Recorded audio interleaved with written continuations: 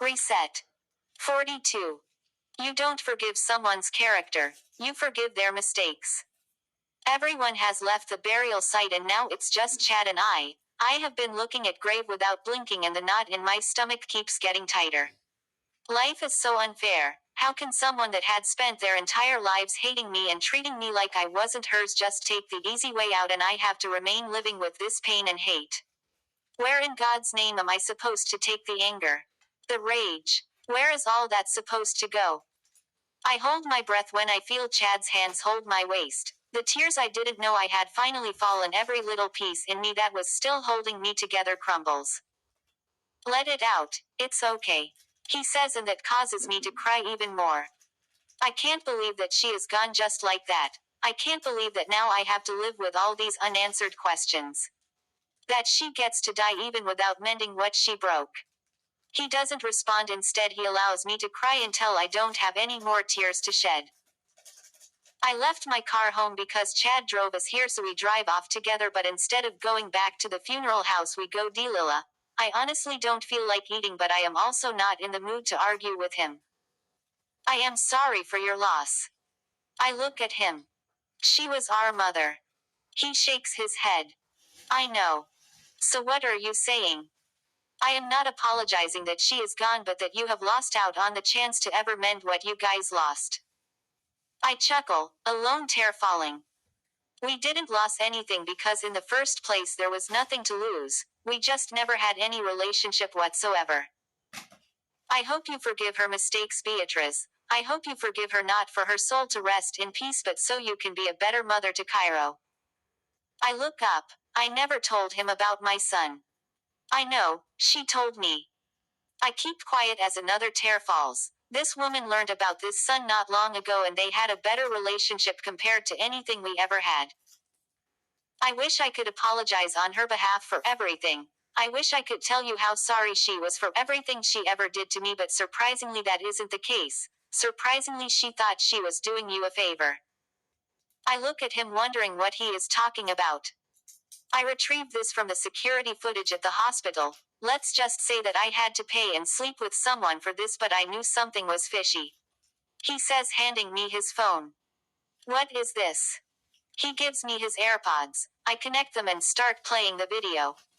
It looks like the day we had gone to visit Sue. She is in the doctor's office. I don't know what this is about and I am skeptical about playing the whole thing, but then Chad encourages me to continue watching it.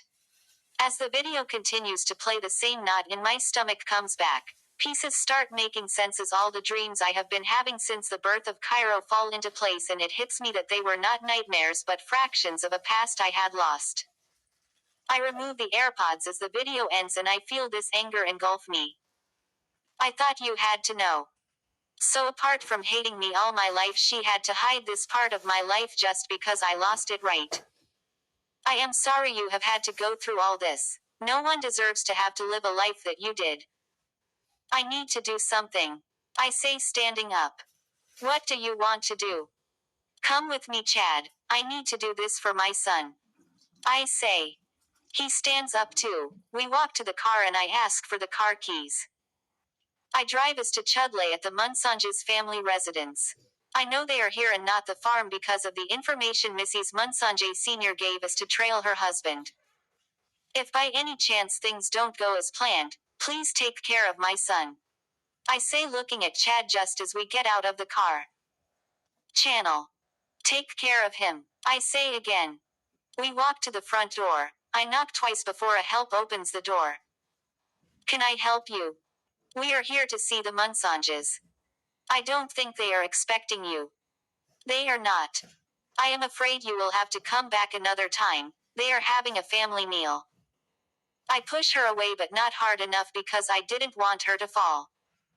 You can't be in here, she says, walking behind us, and everyone turns to look in our direction. When we get to the dining table, I see the shock on Enchimunia's parents' faces. What are you doing? Enchimunia asks, standing up. I am not here for you. I told you to tame your whore. One more word from your wife's mouth and I swear to God I will murder her. I say. She is not joking, Chad says. Young lady, this is private property and you can't be here. Enchimunia's father warns. Trust me, sir, neither do I want to be here. Young lady.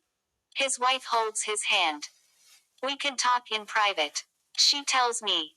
No, ma'am, we can't because I am not going to allow you to treat me how you did 7 years ago. She swallows hard. Beatrice, what are you talking about? Enchimunia asks. Shut up until she is done talking. Chad says. And you are. Shut up. Chad and I yell at the same time. Silence. Good. I breathe. Are you his mother? What sort of question is that? Because anyone that went through the labor room to bring to life a child would have never done what you did to me. That child belonged to our family. He belongs to us, and you won't talk to my wife like that. Did you think through those lines when I came crying in this same house telling you my predicament? Didn't you chase me out of here claiming I just wanted your money? Didn't you call me names? So what changed when you decided to take my child from me? Do you have any idea what that did to my mental health? Do you have any idea what I went through? We were desperate. To hell with you being desperate. To hell with that, because that boy was my son. He is my son, and you had no right to take him away from me. What is going on here? Enchimunia asks. You know what they say about a case never growing old. I am going to the police and reporting what you did 7 years ago. You are getting the punishment you deserve. You can't do that, his father says. Watch me, I respond. How about I make you a deal? Muno speaks for the first time. How about you don't go ahead with this and I won't dig up your case? You did kill Mark's wife's child, and that's why you are here, not so. That's why you left the States, not so. I swallow hard. I told you this is my husband, and anything that concerns him I will protect. Beatrice, go back to your life and we can all pretend that this never happened. What's in it for you? I get to keep my home, and as far as we are all concerned, that child doesn't exist. Now leave. I look at their faces and none of them says anything. I guess history is repeating itself. I was never accepted by my mother, and now here is my son about to go through the same thing from his father's side of the family. Chad holds my hand and we walk out of the house together, none of us saying a word to the other. What evidence is there that you killed that child? I don't know, and I am pretty sure it's just Muno and Mark who know the whole thing. They won't see the light of day tomorrow. Chad.